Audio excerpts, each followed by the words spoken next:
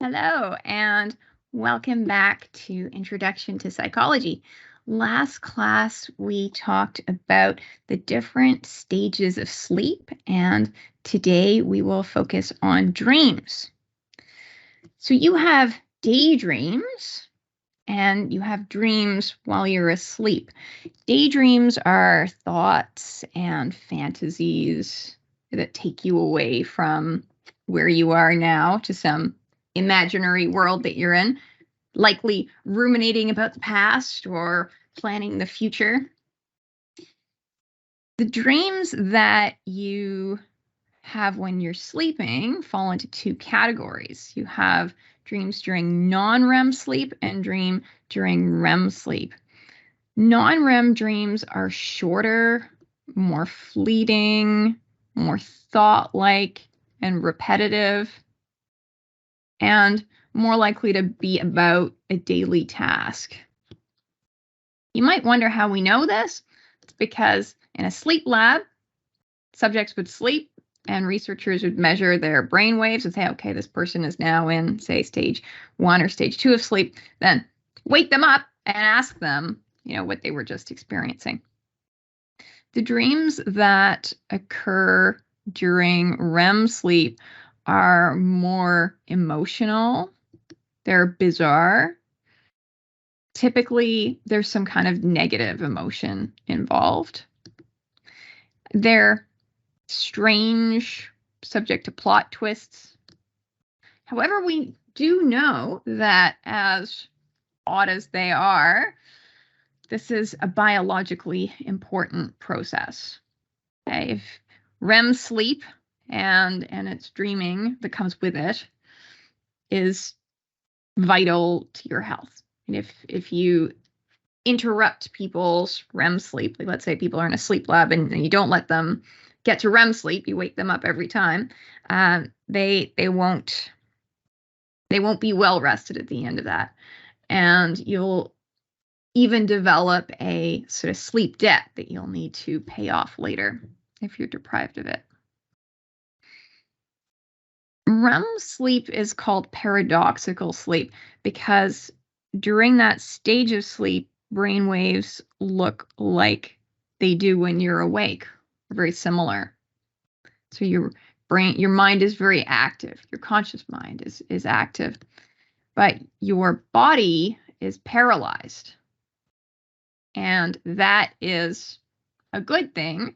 Otherwise, you would act out your dreams. You might say, kick and punch your sleeping partner because you think you're fighting them. Okay. When people are involved in REM sleep, their eyes dart around and their muscles in the middle ear are active. But we don't really know what that's about. Okay. We don't know why. And we know REM sleep is important, but there's still so much more we don't know about that. There's a question in the chat.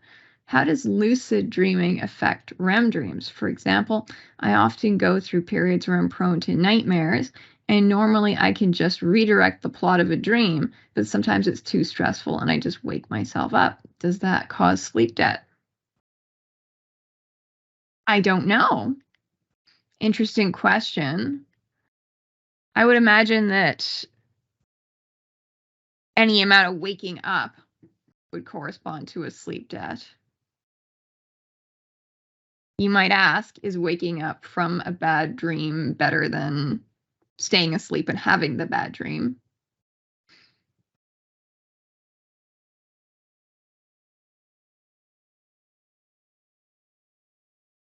And what Shirley just described there is called lucid dreaming. Okay. Shirley says, normally I can just redirect the plot. Now, most people, I would say, can't do that. The dream just happens to you. But sometimes, right, you will know that you're dreaming when you're dreaming. Okay, that's when you know the dream is a dream. And some people, like Shirley, are even able to control the dream. I can imagine that would be pretty fun. You know, let's say that you could have a nice dream and be like, let's all go flying now and have a pool party.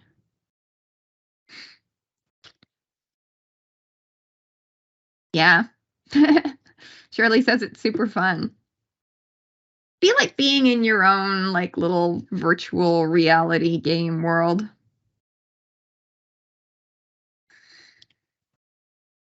The most common sleep disorder is insomnia.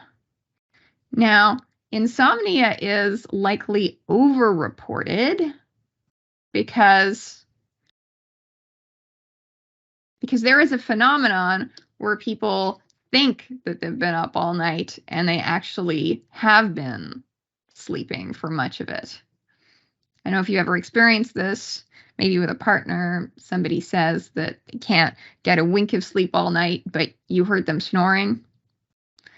And that happens because while they are waking up in the night, they can only remember being awake. And they don't remember being asleep. Still, it is a common trouble. Right? Some people have a hard time falling asleep, staying asleep, or they wake up early. And that's often comorbid with other health conditions. It can be treated with psychotherapy and or with hypnotic drugs. How would you treat this with therapy? Well, last lecture we talked about sleep hygiene. There are all sorts of things that you can do in order to help yourself get a good night of uninterrupted sleep. So you might talk to the client about their bedroom. What's in their bedroom? Is there a TV in there? Are they falling asleep watching it? Will be probably best to take that out. Are they working from their bedroom? Probably not a good idea. It's normal for organisms who are stressed to be hypervigilant, so stress management can help. So those would be some psychotherapeutic tools. There are risks associated with taking drugs or medications to go to sleep. One thing some people will do is drink alcohol. Alcohol does help you fall asleep, but it disrupts your deeper sleep. So it's not worth it in the end. And then there are drugs that people take, medications that people take to help them get to sleep.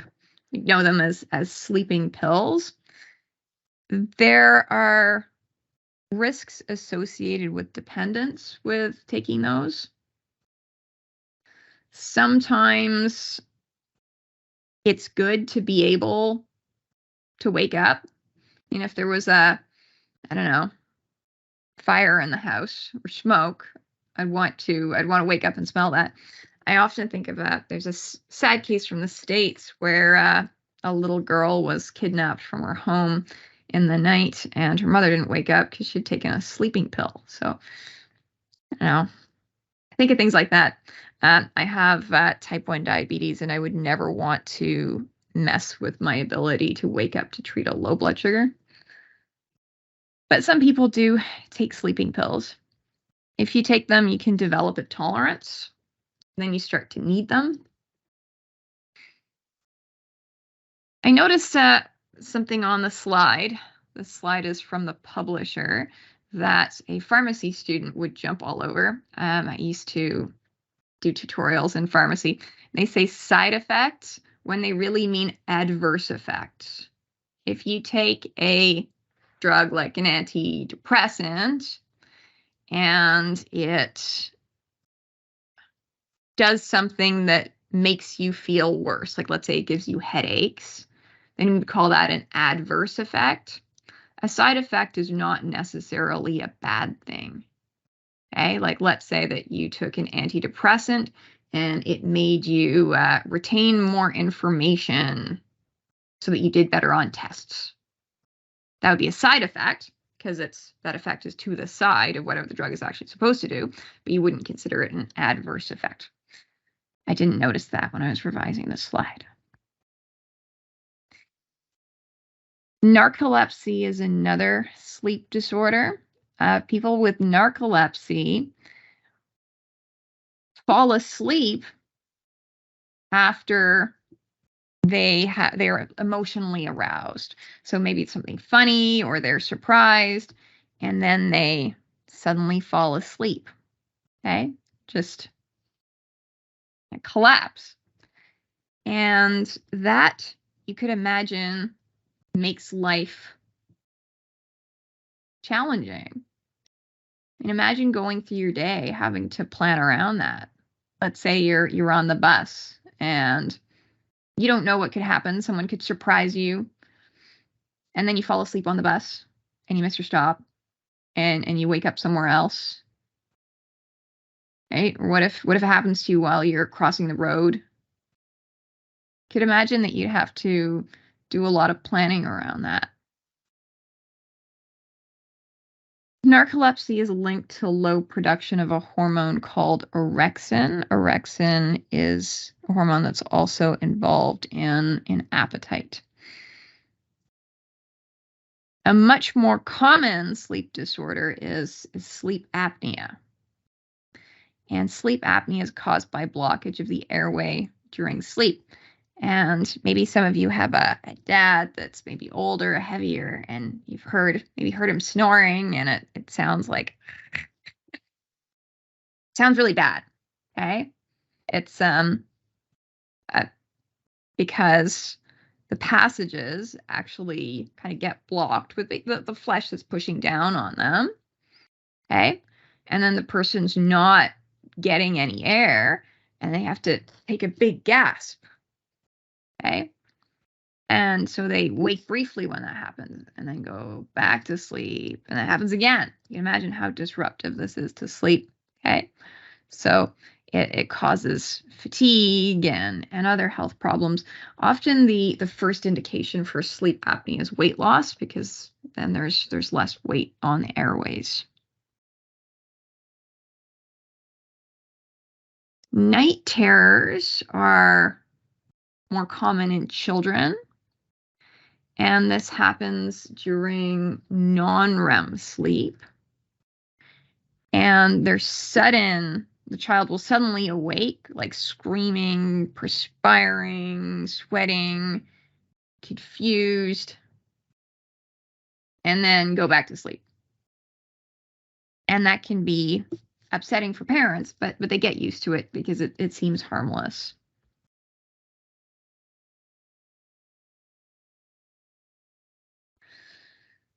Sleepwalking is something that can happen in stage 3 sleep.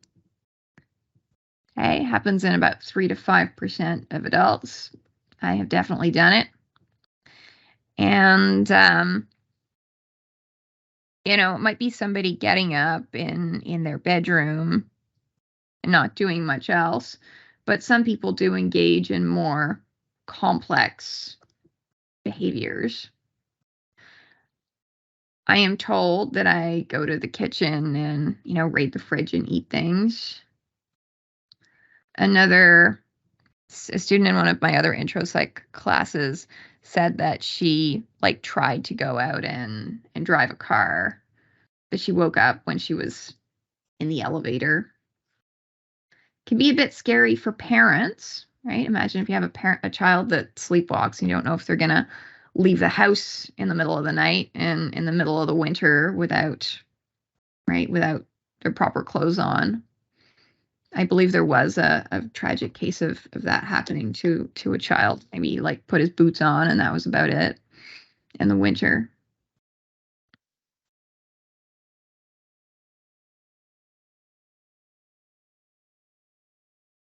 You might ask, why do we dream? What's that about? There are many different theories. And when this happens in psychology, it often means that some of them are completely wrong. Maybe Freud's ideas about wish fulfillment don't have that much to them. Or maybe they're not completely wrong. Maybe if you really want something, you might dream about it. So let's say they all have some validity and other issues, and by considering them all, we learn something. This tells you how young a discipline psychology is. So what do we speculate about why we dream? Well, maybe it has something to do with reorganizing and consolidating memories. One of the things that you need sleep for is your long-term memory formation. Okay, maybe that's what's going on. Okay? Maybe it's about processing memories that have a strong emotional component. Sometimes people dream about traumatic events in their lives. I was very sorry to lose my grandparents and kind of how it happened, and also to have lost a friend. Right? I was sad about not having been there for them as they were dying, because it made me so uncomfortable that I withdrew, and I regretted that. And so I have these dreams where they're still alive and I'm spending time with them. So maybe that's wish fulfillment. Maybe dreaming is about our virtual reality model of the world.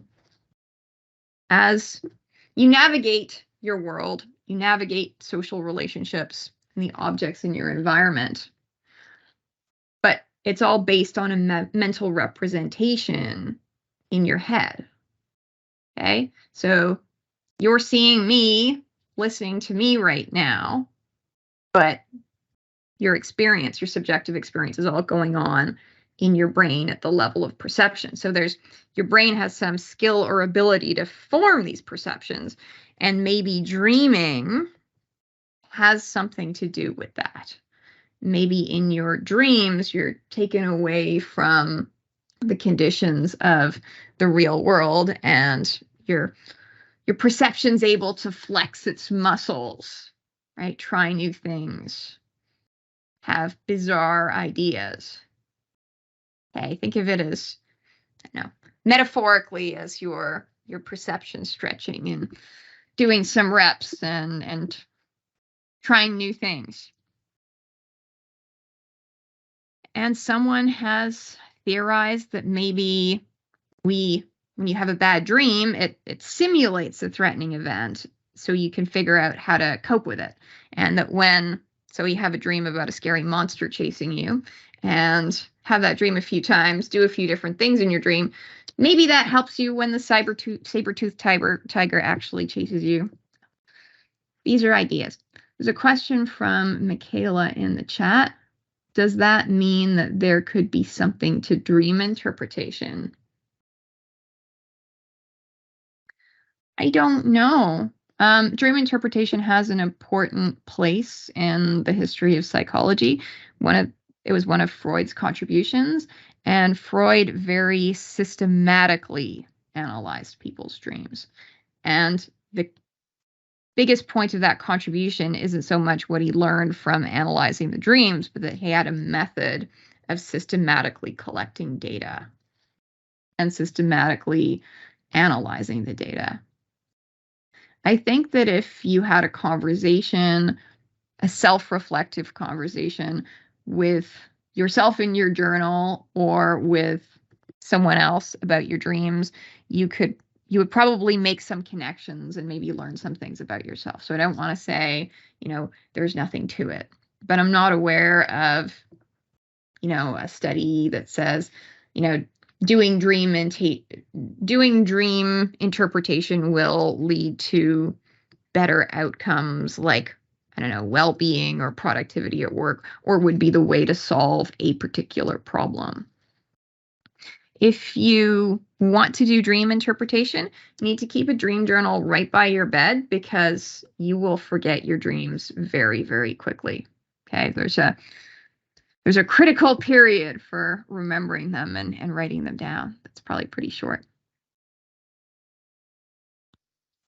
So Freud thought that dreams were about expressing our sexual and aggressive instincts. Freud thought that there were two fundamental motivational forces, eros the sex instinct, and Thanatos, the death instinct. You might remember this picture from the beginning of the class when I told you the story of Psyche. Psyche's boyfriend that she's trying to get back to and be with and unite with. That's like her major drive in getting through life, is to be with Cupid, also known as Eros.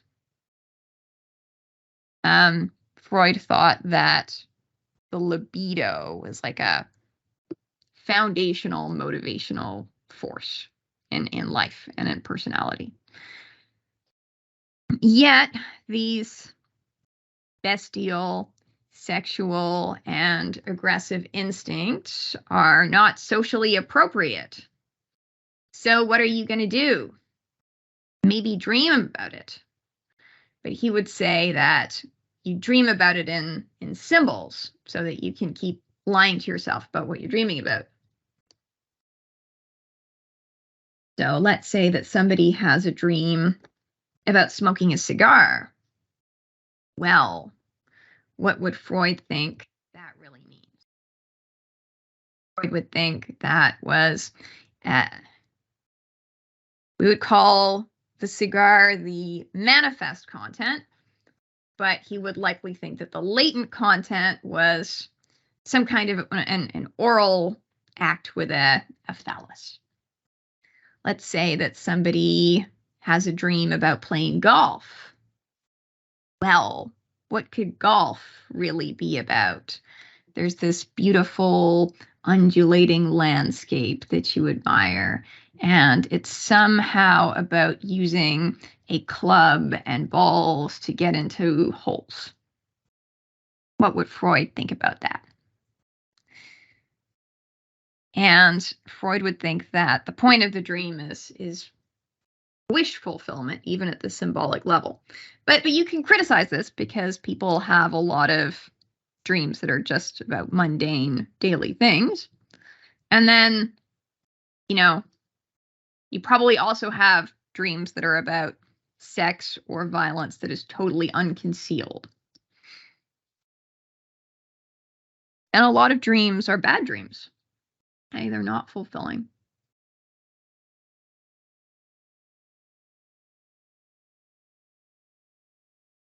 So Freud's dream theory is generally rejected, but important historically. The textbook authors saying that overall, out of all of people's dreams, very few of them would be sexual. That said, sexual arousal is normal during REM sleep.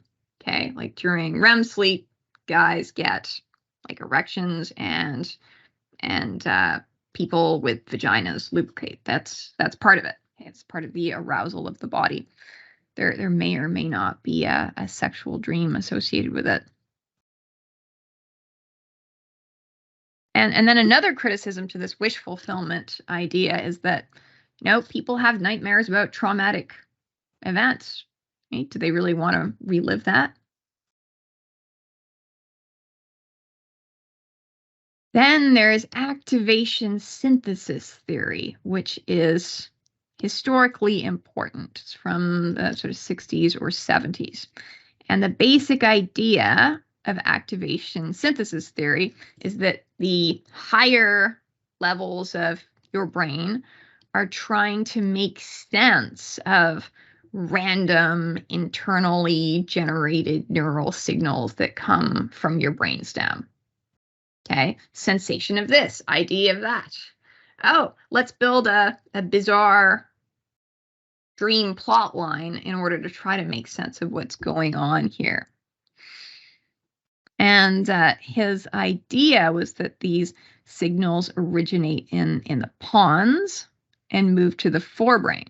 Right? That there'd be a surge of acetylcholine that activates nerve cells in the pons. And at the same time, serotonin and norepinephrine decrease. And these neurotransmitters are associated with reflection, reasoning, attention, and memory. So now we're going to get some crazy, bizarre dreams. And that we also see an activation of the amygdala that results in having strong emotions. Now, this is a theory. You can go test a theory. Just because there's a theory out there, it's a way of thinking about things, it should generate testable hypothesis, but the next step is to go and test the hypotheses. And, scientists have challenged whether, acetylcholine actually initiates the dreaming process. Hobson and McCarley had the idea that a function, like an adaptive function of dreaming, is that it would help us explore new ideas and possibilities. Alternative theories have focused on the role of the forebrain in dreaming. Damage to the forebrain and the parietal lobes can completely eliminate dreams, even if the pons is still intact. So what does that mean? How do you interpret that? Well, maybe there's some pathways that allow different brain centers. There's a C missing from that slide. Different brain centers involved in dreaming to communicate. And perhaps those lesions damage that.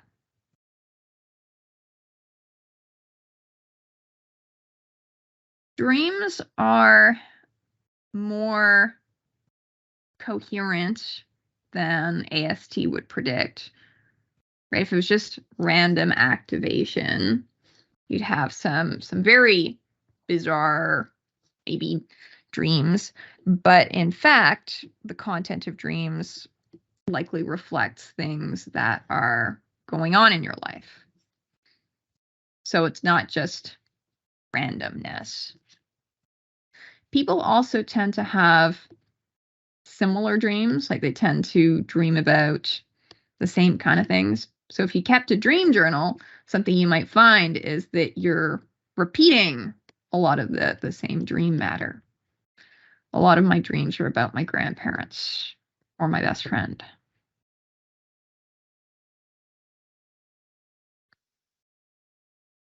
Neurocognitive theories say that dreams are a meaningful product of our cognitive capacity. They reflect our life experiences. Children's dreams are more simple than adult dreams. Okay? Adult dreams are more bizarre and complex. Kid might be more like, I dreamed that, we went to the movies. But an adult will have some wacky dream with some traumatic association attached. And maybe that's a reflection of different levels of cognitive development. And these theorists also think that maybe dreaming is a way of exploring different scenarios, that this could be the adaptive function of dreaming. Now, there's something in your textbook that I think is interesting because I had a hard time following it. I wasn't sure where they're coming from. They state that the dream continuity hypothesis argues that dreams strongly reflect your life experience, and then you're using your dreams to process or work out this life experience. And then they say that there's some conflicting evidence, and let's see what that conflicting evidence is. This hypothesis would be supported if the dreams of people with disabilities were different from those of individuals with no disabilities. What does that mean? How should they be different? So if you're a person with a disability, should you be dreaming differently? Where's that coming from? What does that mean? But when Hobson and colleagues examined the dreams of people with hearing loss or partial paralysis from the time of birth, they found that the form and the content of their dreams were no different from those of people without disabilities.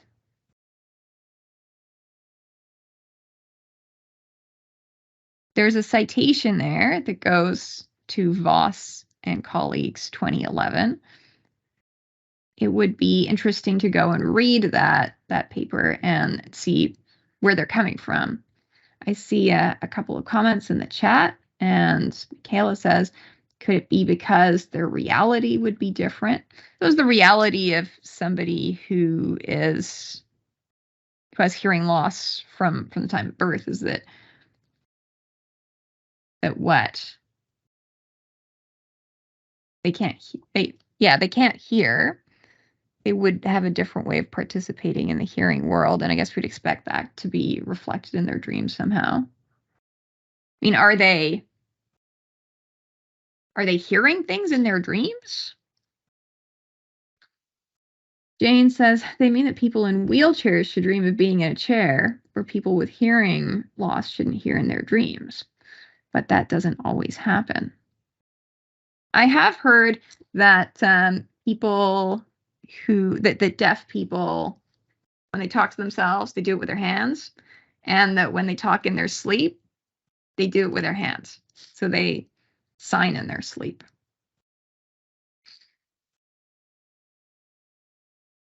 So I'm not taking too much from that single citation. So I'm not exactly sure what assumptions they're making.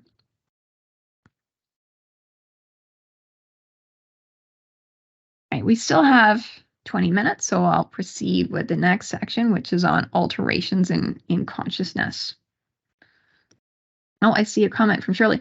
Would it depend on the disability, given that there are physical disabilities and then there are more invisible disabilities like the neurodivergent spectrum? I wonder if the neurodivergent population would have dreams that are somewhat different from the rest of the population. I do not know, but if you do an honors project, you might be able to do some research on that subject. So hallucinations are realistic perceptual experiences that happen in the absence of an external stimulus that should cause you to have that perception. It's like hearing a voice that isn't really there, seeing something that isn't really there. And the brain activates in the same way for hallucinations as for real sensory experiences. It is normal to have a hallucination now and then. Okay? For people who have them, sorry, I'm losing my voice again. A person with no mental illness can have a hallucination, and it might happen to them in the normal course of their day. Happened to me once when I was walking through the library. I remember passing the circulation desk, totally normal day like any other, and this deep male voice says something. I can't remember what it was. Maybe it was my name, but I remember being like, what the fuck was that? Okay, I don't have schizophrenia. And it went away. And it hasn't come back, but I remember that happening. Okay, about 10 to 35% of people will have some experience like that. It can also be brought on by environmental factors, okay? Like oxygen deprivation will cause you to hallucinate. Certain drugs, like marijuana, will cause you to hallucinate. Okay? Can be brought on by sensory deprivation. What you see here in the first picture is a sensory deprivation tank, and people will go into these tanks. I'll close the lid and they'll be in water. They won't hear anything. They won't see anything. And maybe this could be a nice way to reset. So some people use this as a form of therapy. Other people get very upset while they're in there and could have a hallucination. There is an unfortunate way of treating captured, say, prisoners of war. And it's a form of where sensory deprivation is used as a form of torture, okay, to get around protocols for how you treat prisoners by the Geneva Convention. And so what they're doing there is they've covered somebody's eyes and their ears and their mouth, and they're preventing them from kind of moving or feeling their environment. And that is a very, very unpleasant experience. And you can take about a half an hour of that before you'd be hallucinating in a scary way. The out-of-body experience is another form of altered consciousness. It's the feeling that your consciousness, it's the perception that you are outside your body. And this might happen to somebody during a stressful experience. Your textbook talks about a police officer who had it happening when she was chasing down a suspect. And suddenly she felt like she was outside her body, looking down at herself, going through the motions. Okay? Remember that some people have memories that are from a third-person perspective. It is pretty common for people to remember events not from their own first-person perspective through their own eyes, but as an external observer. An out-of-body experience is like having that perception while things are happening. Okay?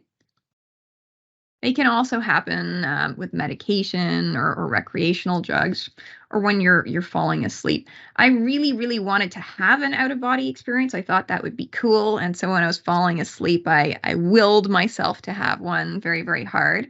And the best I could ever do was having the feeling of sitting up in my own body, which was pretty cool. But I never got further than that. Has anyone had an out-of-body experience?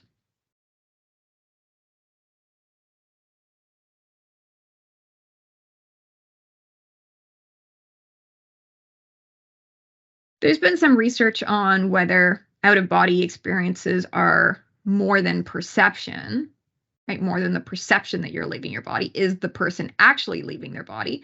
Because that would be, if that were something we could really do, that would be of enormous value to, say, the CIA, because their agents could just leave their bodies and, go walk into other government buildings. Wouldn't that be great?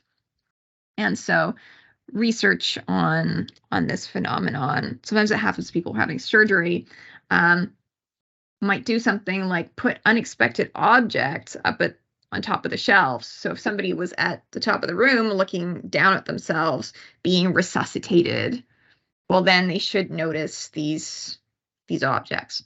And so that research has not panned out in favor of the idea of that it's a real leaving of the body. Okay, and so there's a student who's had out-of-body experiences that are sometimes induced by stress or just being tired. Near-death experiences can involve an out-of-body experience, and people have the experience, well, they might have a hard time describing it. They might hear themselves pronounced dead. They might have feelings of peace and quiet. Maybe they hear strange noises, meet sort of spiritual beings. Experiencing a bright light is something that's commonly described. Maybe they feel like their entire life is being played out in front of them. Maybe they find some other realm, okay? Let's say a city of light, a realm of ghosts, something like that, and then feeling some kind of a border or limit, and then coming back. And people have written books about these experiences. People find them very mystical and meaningful, okay? And the drug that seems to have, that has an effect that mimics this is ketamine, okay? I'm not saying that everyone who's had a near-death experience has been on ketamine. I'm saying that taking ketamine can produce an experience like this. And maybe that tells us something about what's going on in the brain when people have near-death experiences. Can be also brought on by hypoxia or stimulation of the temporal lobe. We know the temporal lobe has some role in dreaming. You might have felt something called deja vu. It's a strange feeling. It's the feeling that you have done this before. Somehow, somewhere. Could it have been in a past life? And, well, what's going on there? Some would say that the neurotransmitter dopamine is involved in this somehow. Okay. Maybe it has something to do with a part of our brain that is associated with feelings of familiarity. It could also be brought on by the fact that there are some potent recall cues in the current environment that refer you back to some other experience. Right? There's some similarity between the new experience and some older experience, but it's still a new experience. It's not that you actually went through this before.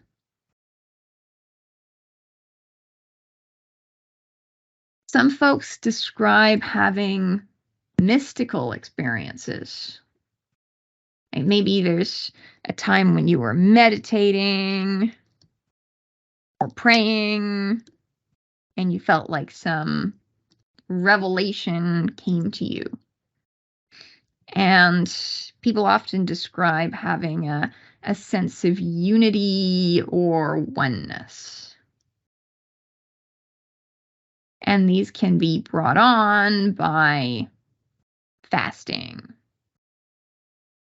Kind of by, say, walking out into the desert.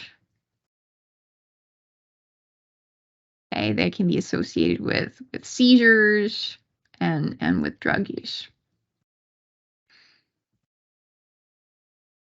Hypnosis is a really interesting phenomenon.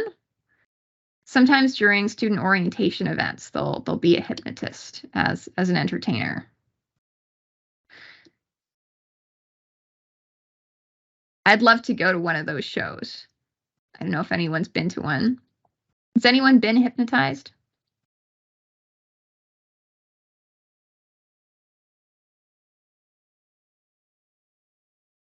Yeah, so Shirley, you've been hypnotized. What was that like? It was super fun. Can you tell us more?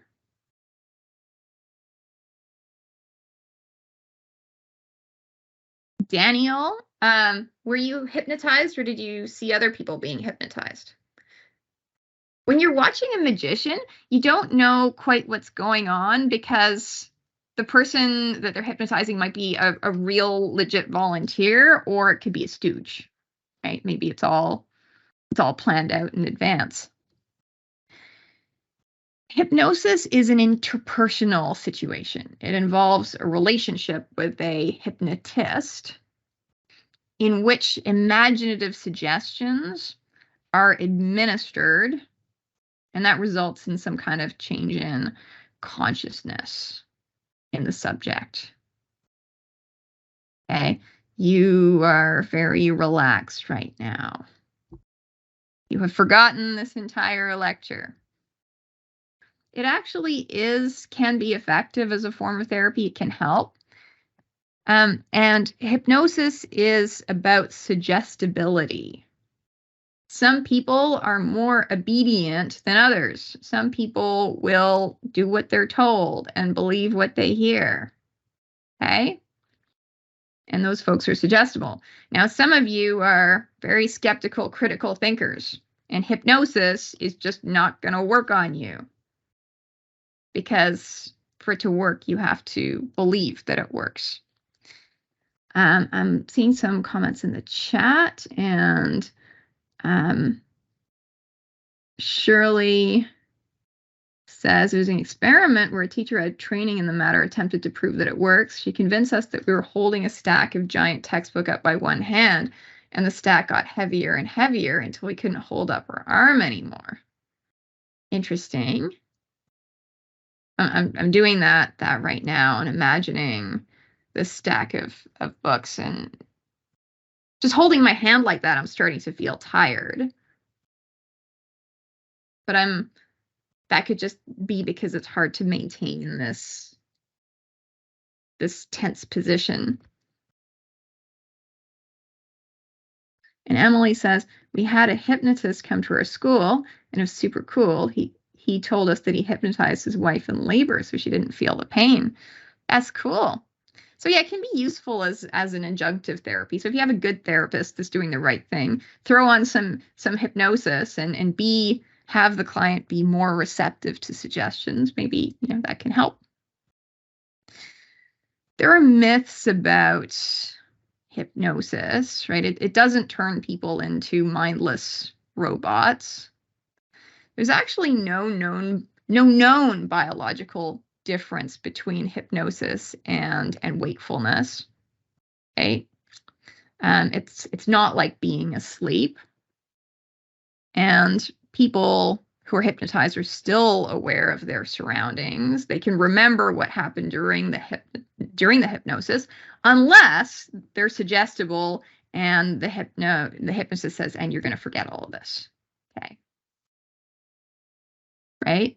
That phenomenon's rare, and it's limited to people who expect to go and forget. But it's pretty cool that your mind could do that. Just go along with the suggestion that you forget everything. Okay, it's forgotten. Done. Now I can't remember.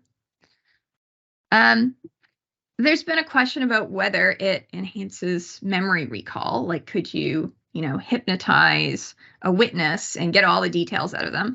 It does increase the amount that people can recall, and it increases their confidence, but it doesn't increase the accuracy of what is recalled. Maybe hypnosis is about a person's attitudes, beliefs, and experiences. Okay.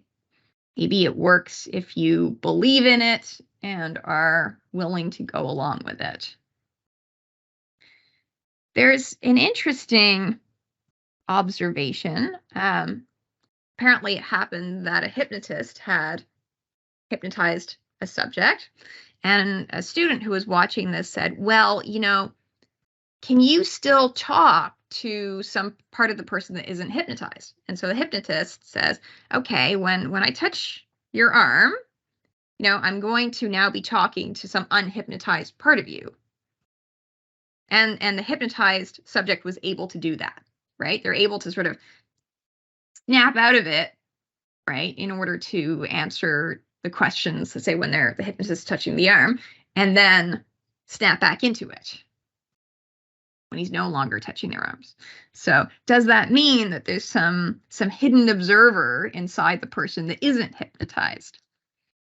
So it seems that there could be something about hypnosis that's about bypassing people's ordinary sense of self-control to get into that place where they're acting automatically and on autopilot. There are tons of things that you do on autopilot. Sometimes you might have the experience of driving somewhere, and then you don't remember driving there because you did that on autopilot. Maybe when you wake up in the morning, you do things in your daily routine without realizing you're doing them. And maybe hypnosis is about connecting to that state. So that brings us to 10:20, and next time we will talk about psychoactive drugs. I'll stop the recording there and be available for questions.